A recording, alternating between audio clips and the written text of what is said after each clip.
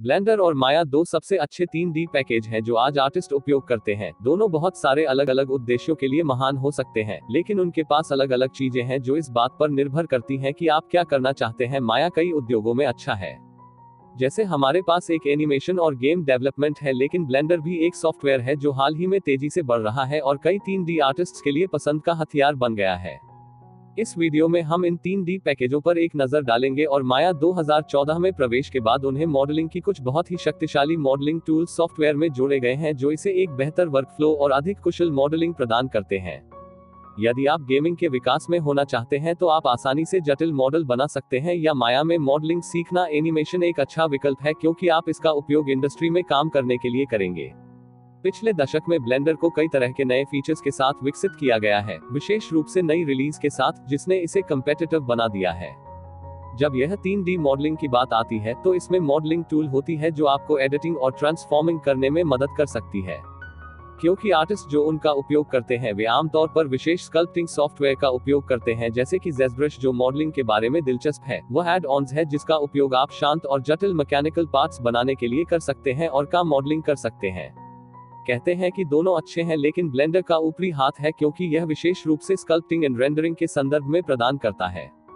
जब यह रेंडरिंग करने की बात आती है तो आप उम्मीद कर सकते हैं कि माया एक मजबूत रेंडर इंजन है जो आर्नोल्ड है और इसे माया आर्नोल्ड की डिफॉल्ट सेटअप के साथ शामिल किया गया है। यह एक तेज मेमोरी एफिशिएंट और स्केलेबल फिजिकली बेस्ड रे ट्रेसर है और यह इंटरैक्टिव रेंडरिंग का समर्थन करता है इंटरफेस से। इस रेंडर इंजन को सॉलिड एंगल नामक कंपनी द्वारा विकसित किया गया था और बाद में इसे 2016 में ऑटोडेस्क द्वारा खरीदा गया था, जबकि आर्नोल्ड माया के पास वास्तव में एक अच्छा रन नहीं था जो आपके इंजन को create high quality renders effectively work करने वाले बहुत सारे सॉफ्टवेयर हैं। यह माया के साथ नहीं आता है, जैसे वी-रे, रेडशिफ्ट एंड ऑक्टेन रेंडर, बस कुछ नाम देने के लिए। ये रेंडर इंजन बहुत बढ़िया हैं और वे कई उद्योगों में आर्टिस्ट्स और स्टूडियोज को बहुत कुछ दे सकते हैं, जैसे कि आर्किटेक्चरल विजुअलाइजेशन काम करते हैं रेंडरिंग करने के लिए। ब्लेंडर में आप मूल रूप से दो अलग अलग यूजर्स के लिए दो अलग अलग रेंडर इंजनों की अपेक्षा कर सकते हैं, क्योंकि हमारे पास साइकिल और ईवीई रेंडर है। तो अब ब्लेंडर सॉफ्टवेयर में एक गहरी नजर डालते हैं और मैं आपको ब्लेंडर और माया के बीच का अंतर बताऊंगा और कौन से सॉफ्टवेयर्स कहां उपयोग किए जाएंगे। तो लाइक बटन को दबाना और कमेंट सेशन में कमेंट करना न भूलें। इसलिए जैसा कि मैंने आपको पहले बताया है कि ब्लेंडर और माया दो अलग अलग सॉफ्टवेयर हैं और डिफरेंट स्टूडियोज में उपयोग किए जाते हैं। ब्लेंडर एक फ्री सॉफ्टवेयर है जिसके अपने फायदे और नुकसान हैं। ब्लेंडर में साइकिल और ईवीई रेंडर इंजन है, जैसा कि मैंने आपको पहले बताया है। आप ऑक्टेन रेंडर या वी-रे रेंडर का उपयोग कर सकते हैं, लेकिन आपको उन्हें खरीदना होगा और उन्हें सेपरेटली इंस्टॉल करना होगा। अगर हम ईवीई के बारे में बात करते हैं तो ब्लेंडर में आपको साइकिल रेंडर की तुलना में ईवीई रेंडर सबसे तेज रेंडर है और डेसिएंट दिखने वाले रेंडर बन सकते हैं। अगर हम माया को देखते हैं तो एनिमेशन इंडस्ट्री में ब्लेंडर की तुलना में फर्स्ट प्रेफरेंस माया को पसंद किया जाता है।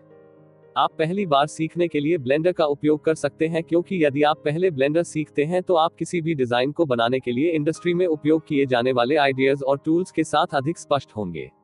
मैं आपको पहले बता दूंगा कि अगर आप एनिमेशन सीख रहे हैं या मॉडलिंग कर रहे हैं तो आप पहले ब्लेंडर सीखें, क्योंकि यह फ्री है, क्योंकि यह माया की तुलना में सबसे सरल सॉफ्टवेयर है। ब्लेंडर में एक node base material editing system होता है जहां पीबीआर मटेरियल और इमेजेस का उपयोग किया जाता है, और माया भी एक नोड बेस मटेरियल एडिटर है जहां आप मटेरियल एडिटिंग कर सकते हैं। अगर हम ब्लेंडर में रेंडरिंग के बारे में बात करते हैं तो हम साइकिल रेंडरिंग में रियलिस्टिक रेंडरिंग बना सकते हैं। साइकिल रेंडरिंग से आप आसानी से फोटोरिज्म बना सकते हैं। अब तक मैं मॉडलिंग के बारे में बात कर रहा था कि किस मॉडल के लिए कौन सा सॉफ्टवेयर सबसे अच्छा है और मेरे अनुसार उनका उपयोग कहां करना चाहिए। आपको पहले ब्लेंडर सीखना चाहिए क्योंकि यह कॉम्प्लेक्स नहीं है, यह सबसे सरल सॉफ्टवेयर है और यह मुफ्त है।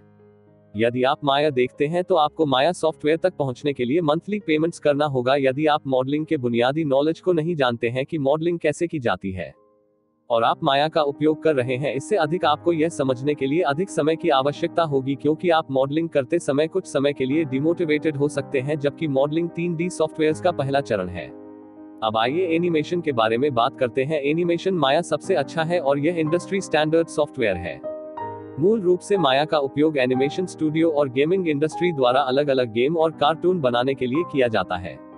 माया और ब्लेंडर में आप एनिमेशन कर सकते हैं, लेकिन माया में ब्लेंडर की तुलना में अधिक टूल्स होते हैं और ब्लेंडर एक डेवलपिंग सॉफ्टवेयर है, जिसके कारण छोटे स्टूडियो ब्लेंडर प्रीफर होते हैं। तो दोस्तों, लाइक का बटन दबाना ना भूलें। तो दोस्तों, अगर आपको वीडियो पसंद है तो इस YouTube चैनल ट्रियोसवने को सब्सक्राइब करना न भूलें और घंटी का आइकन दबाएं ताकि जब भी मैं वीडियो अपलोड करूं तो आपको सूचना मिल जाए।